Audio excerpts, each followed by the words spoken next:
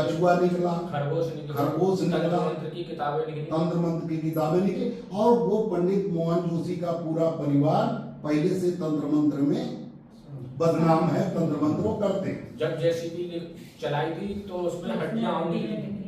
अच्छा, और हड्डियां निकली। हाँ, और हड्डियां निकली। तो मतलब पहले भी बलि चढ़ा काम किया होगा। फिर जब हड्डियां पुलिस ने रोक दिया। हाँ, मतलब न जाने कितनों को उसने बलि चढ़ाया। अब इसे देखने के बाद परिवार क्या सबको ये पता लग गया कि अमित मौर्य की बलि चढ़ाई गई। 10 साल के बच्चे। मतलब अमित मौर्य को उसके बेटे ने, पंडित मोहन चंद जोशी के बेटे ने उसे बुला के ले गया घर किसी काम से।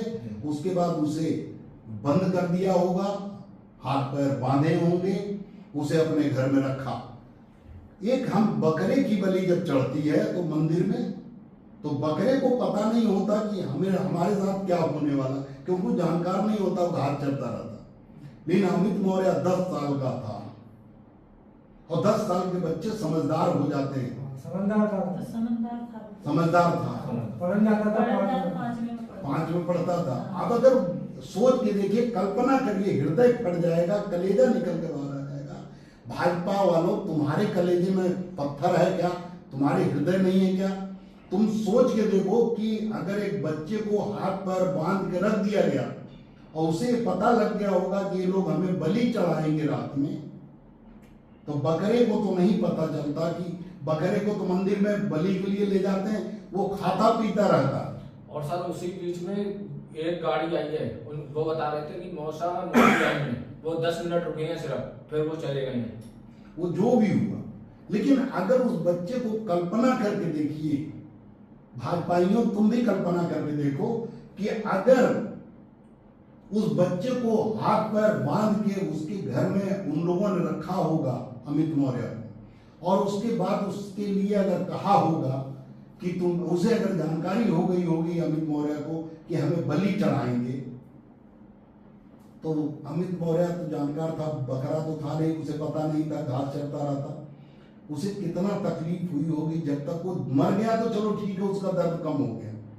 आज उसका दर्द उसके माँ बाप को हो सकता है, लेकिन जब तक वो जिंदा था और उसके हाथ पैर बांध के रखे गए होंगे और उसे पता लग गया होगा कि तुम्हें आज हमें बलि चढ़ा देंगे, तो कितना तड़पा होगा, कितना याद किया होगा, कितना याद किया होगा आप लोगों को, कितना भगवान को याद किया होगा कि भगवान हमारी रक्षा कर लो।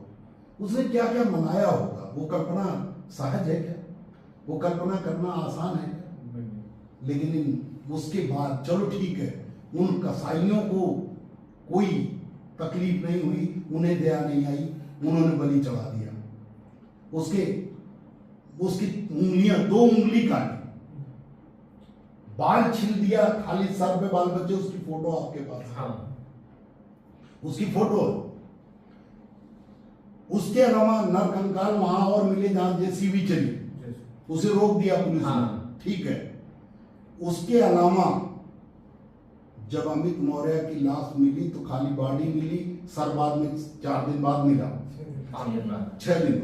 अब पुलिस ने थ्योरी बनाई, भाजपा की सरकार है उत्तराखंड में, और भाजपा हर आदमी जानता है कि अगर हिंदुओं की पार्टी मानी जाती, ब्राह्मण की पार्टी, ठाकुर की पार्टी मानी जाती, हम शाक्य सैनिक कुशवाहा मौर्य ना जाने क्यों भाजपा को वोट देते हैं। बिना हमारे 14% वोट दिए भाजपा सरकार नहीं बन सकती। लेकिन कुछ हमारे समाज के लोग, जिन्हें अपने समाज से कोई मतलब नहीं, वहां बड़े पदों पे लालच में अपने बच्चों के अच्छे भविष्य के लिए, मंत्री विधायक बनने के लिए वो वहां चले जाते हैं। उनके नाम पर समाज सीधा वोट दे देता, कोई बात नहीं, वोट दे देता। लेकिन हमारे वोट से बनी हुई तुम्हारी भाजपा सरकार, और तुम क्या कर रहे हो? तुम्हारी पुलिस क्या कर रही है? कुछ नहीं कर रही है। पुलिस ने इन लोगों को न्याय मांगने, जब ये लोग थाने गए, पुलिस जब कोई कार्रवाई नहीं कर रही थी, चाय पिला रहे थे, उसको चाय पिला रहे थे, और जो भी है सर, उसको चाय पिला रहे हो, उसकी आप इज्जत कर रहे हो, उसका सम्मान दे रहे हो, और जब पीड़ित परिवार न्याय लेने गया तो तुमने दौड़ा दौड़ा के, तुम्हारे सीओ ने, हल्द्वानी सीओ ने दौड़ा दौड़ा के सबको मारा पुलिस ने लाठी से, और कोई भी बचा नहीं, सब घायल हुए। 4-5 लोग इकट्ठा हुए थे और सब घायल हुए। हल्द्वानी पुलिस ने अपनी पूरी जितनी जानकारी, उसे जितना ज्ञान है, जितनी जानकारी है, और सरकार ने, भाजपा की सरकार ने उस जोशी परिवार को, पंडित मोहन जोशी को बचाने में लगा दिया। क्या केस को क्या स्वरूप दे दिया? बलि को पुलिस ने थ्योरी दी कि अमित मौर्य, पंडित मोहन जोशी का एक बेटा जो अकेलेपन का शिकार है, उसकी काउंसलिंग कराई गई। उसके ऊपर 3rd डिग्री नहीं दी गई। 3rd डिग्री लोधे राजपूत को ऊपर दी जाती, उसे मार दिया जाता, एटा मार दिया गया। देवेंद्र कुशवाहा को पुलिस ने पीट के मार दिया, रामकुमार मौर्य को पुलिस ने पीट के मार दिया। मुसलमानों के साथ तो पुलिस अन्याय पे अन्याय करती है, लेकिन जब पंडित मोहन जोशी का मामला आ गया तो पुलिस ने उस लड़के को, एक पूरे परिवार को पुलिस ने छोड़ दिया। केवल एक पंडित मोहन जोशी, चूंकि घर में लाश बरामद हुई इसलिए कुछ तो करना ही था, एक बेटे को उनके पुलिस ने दोषी ठहराया कि इसने उस लड़के को बांका, हो चूंकि सीसीटीवी कैमरे में ना होता तो शायद उसे भी न पकड़ा, उसे पकड़ा कि ये अपराधी है, ये आरोपी है, इसने दुष्कर्म करने के लिए उस लड़के को बांका फुसला कर अपने घर लाया, अकेले रहता इसलिए ये इस तरह का हो गया। वो अमित मौर्य के साथ दुष्कर्म करना चाहता। मान लिया तुम्हारी योग्यता को उत्तराखंड की पुलिस और उत्तराखंड के सरकार, उत्तराखंड के मुख्यमंत्री, भाजपा के तमाम दिग्गजों की मैं बुद्धि को सलाम करता हूं। मान लिया तुम्हारी बात कि अमित मौर्य के साथ दुष्कर्म करने का प्रयास करने के लिए उस पंडित मोहन जोशी के बेटे ने लाया, मान लिया। अगर पंडित मोहन जोशी का बेटा उसके साथ दुष्कर्म करने की कोशिश करता तो या तो दुष्कर्म करके छोड़ देता, या तो दुष्कर्म करने के बाद अपनी इज्जत बचाने के लिए उसकी जान ले लेता, गला दबा देता। उसका गर्दन काटने की क्या आवश्यकता थी पंडित मोहन जोशी को? अगर बेटे को, अगर उसकी दुष्कर्म करने की नियत थी? इतना बेशर्म हो गए हो तुम पुलिस वाले, इतना बेशर्म हो गए एसपीडीएम, सब लोग इतने अंधे हो गए हो। उसकी सर काटने की क्या जरूरत थी? उसके उस बच्चे की हाथ काट, उंगली काटने की क्या जरूरत थी? उसका बाल छीलने की क्या जरूरत थी?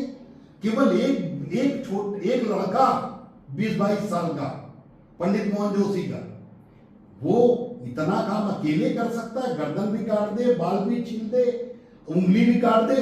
उंगली काटने की जरूरत तंत्र मंत्र में ही पड़ती है।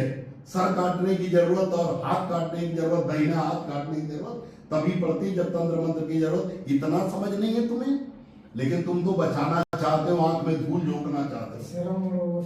सिर मुड़ा हुआ, थोड़े से बाल छूटे, आप कह सकते हो कि लाश गड़ी थी इसलिए, सर गड़ा था इसलिए बाल गिर गए, लेकिन सारे बाल गिर गए, खाली चुटिया वाले बाल बचे। ऐसे अंधे मत बनो, ऐसा आंख में धूल मत झोंको।